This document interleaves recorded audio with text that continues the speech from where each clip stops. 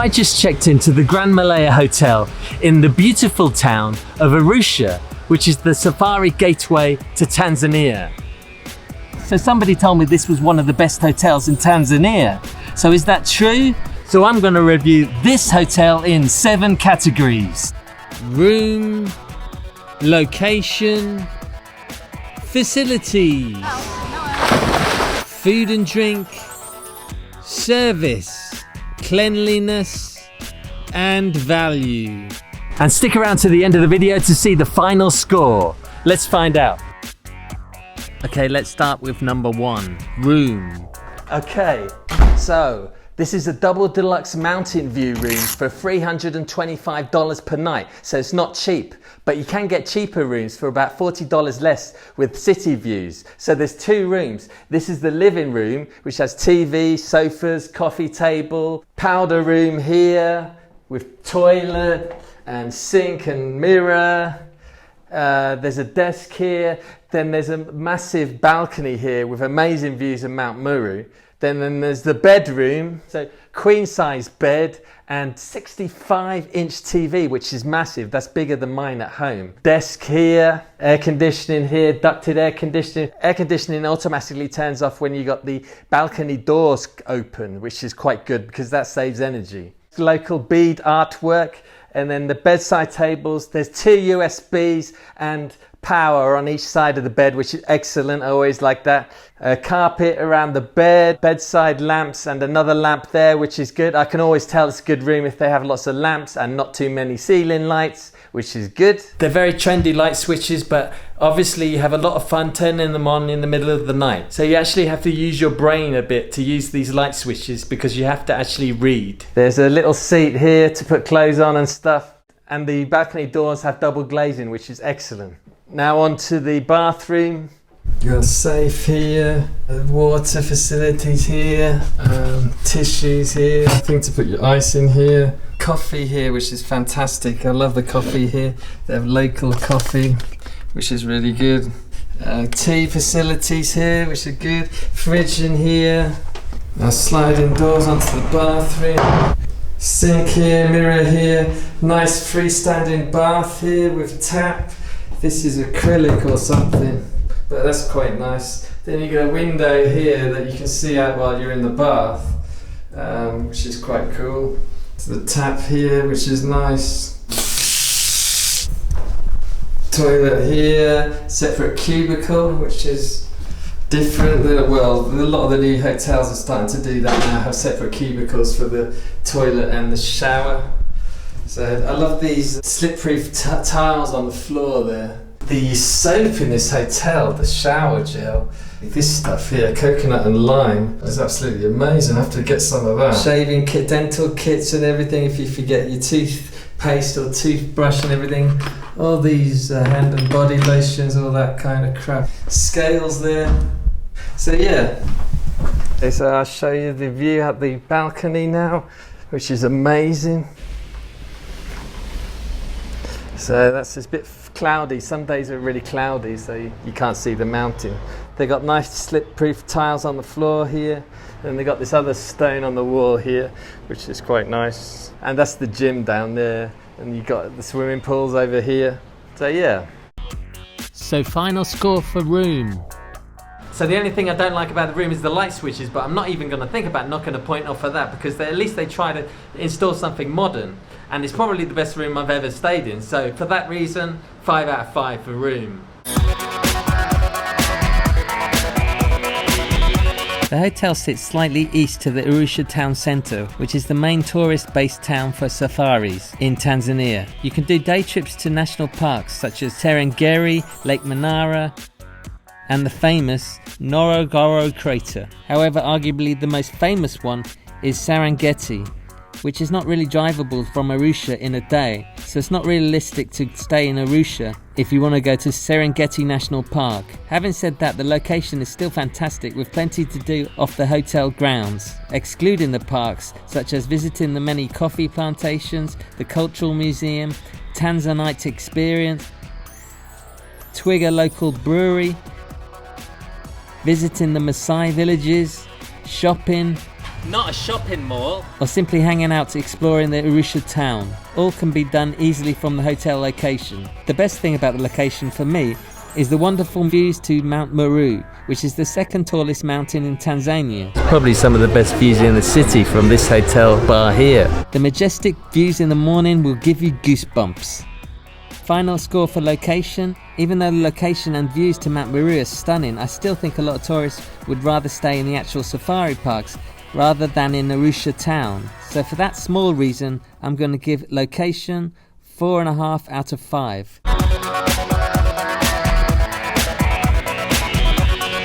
So the hotel has over 18 acres of landscaping here, which includes tea and coffee plantations, waterfalls, flowers, everything. It's like being in a tropical paradise.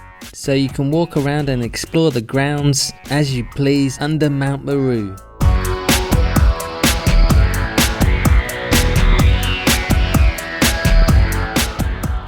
I love pools that have green tiles because it makes it a bit more exotic, and with the surrounding gardens and waterfalls, it's just simply naturally relaxing. And I've always wanted to come to one of these hotels where the actual bed is inside the water, the shallow part of the water in the pool, which is kind of the latest trend nowadays.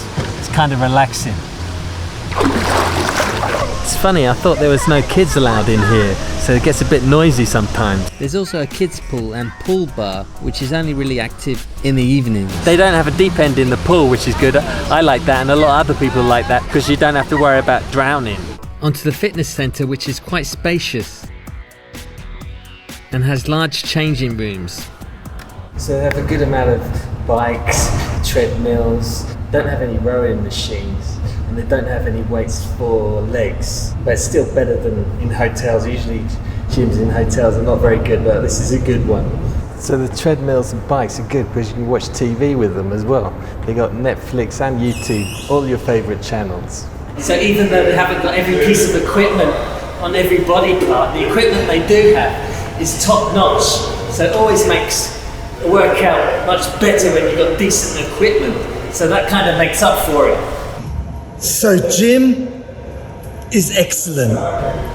The gym is also open 24 hours, which is excellent. And also there's a spa next door.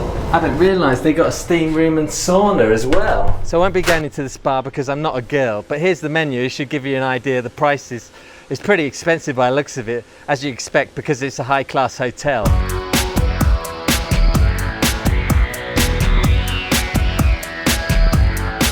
Now the lobby has a fantastic atrium with natural light from above. This really welcomes you into the hotel and is a really inviting place to hang out. The atrium creates a sense of place, influences the comfort of visitors, and increases the social image of the hotel. There's also a business centre with conference rooms and a huge ballroom for events. So this is one of the conference rooms. I can't find the light switch, but it should give you an idea. The table's massive. They also have a ballroom around here somewhere. Let's see if I can find it. Okay, so this looks like the ballroom, or one of the ballrooms, or the connecting ballroom. And finally there's some shops, including one that sells Tanzanite diamonds, and surprisingly the prices are quite good. So final score for facilities. As you can probably tell, these are some of the best I've seen for a hotel. So for facilities, I'll give 5 out of 5.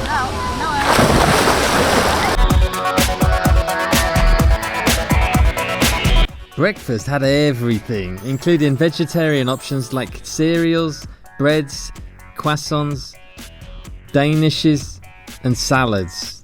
Highlights included cold cuts. What is life without Stilton? Sausages and bacon, but I was a bit overwhelmed with the amount of meat on display for breakfast. You should see the bacon in this place. It's like a Kilimanjaro mountain of bacon. One minor annoyance was the lack of sauces on the table. Every morning I had to ask for ketchup. You got brown sauce? Yeah. So I'm sat waiting until it arrived. So every morning I have to ask for sauce all the time. By the time the sauce comes, I've almost finished my breakfast. Can't have everything though. Everything else is pretty good. What made the breakfast for me was the boiled egg and soldiers. Beautiful. And of course the English tableware. We were lucky enough to be invited for Christmas dinner. with highlights that included roast pork, beef Wellington, amazing salads, cold cuts and pumpkin soup. Bit strange they didn't have roast turkey and cranberry sauce, which is kind of traditional where I'm from. And don't forget the ice cream and desserts where you'll be spoilt for choice. There's also a coffee shop in the lobby which sells really nice local coffee, tea, treats and cake. And finally upstairs there's a roof bar which also sells more casual food like pizza and pasta. So this is the rooftop bar which has a fusion between Peru and Spain, that kind of flavour. And the rooftop bar has a wonderful view of Mount Meru, which is the second tallest in Tanzania after Mount Kilimanjaro, of course. The last eruption here was in 1910. So this is the local beer here, Twigger beer, where they have a local brewery here. It's pretty good actually. And there's also a bunch of Mediterranean style cocktails. Strong. So final score for food and drink. I don't think you're going to get much better than this in Tanzania, so I would give 5 out of 5 for food and drink.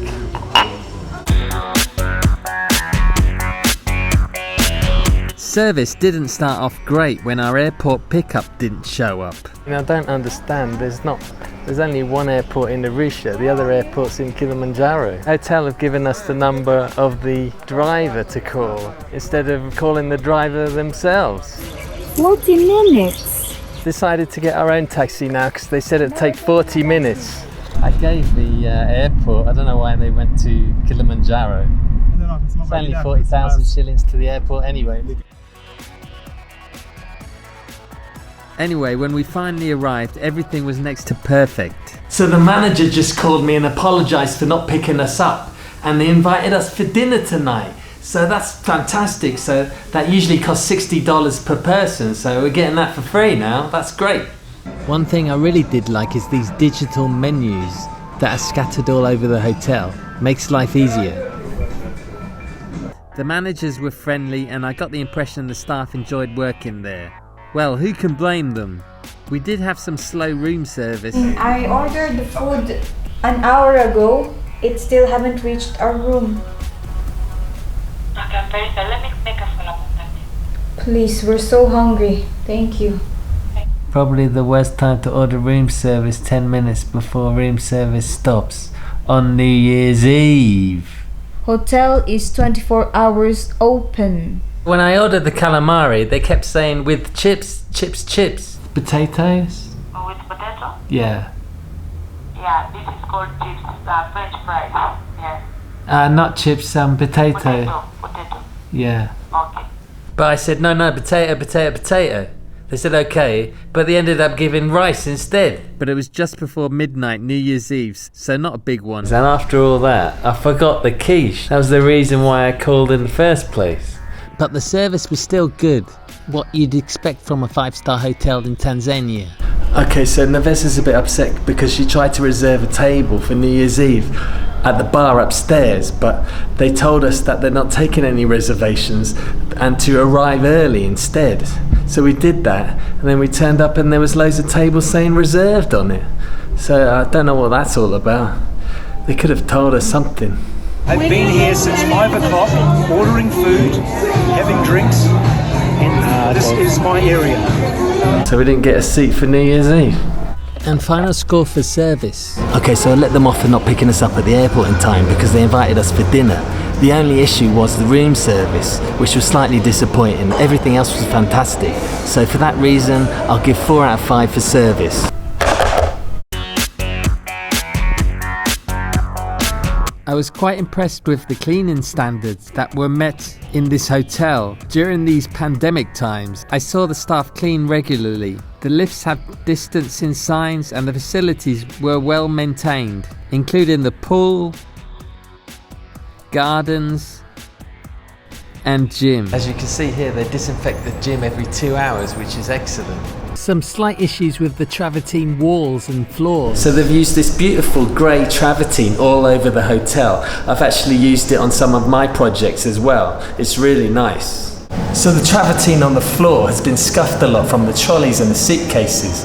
I wouldn't really put travertine on the floor because it's quite a soft limestone. To be fair, that's not really the hotel's fault, that's probably the interior designers or the architect's fault. Final score for cleanliness. Okay, so the travertine scuffs don't really count, so for cleanliness, 5 out of 5. So value, $325 for one night. It's a lot of money, but it is a luxury hotel. And I did get a big room, well, 2 rooms actually. And there's a lot of other hotels that cost a lot more than that, like over $400 if you go to the Serengeti. However, I do understand that this simply is not in the budget for most people. So for that reason, I'll give value 4 out of 5. So if you take all these previous scores and convert them into a final score percentage, it will be 94%. I'd recommend this hotel if you want a unique, tranquil experience. So let me know what you think of the final score, and thanks to the staff at Gran Melia for making it such a pleasant stay. Check out please. And if you want to see more stuff like this, then click on one of these videos here. I'll see you in the next video.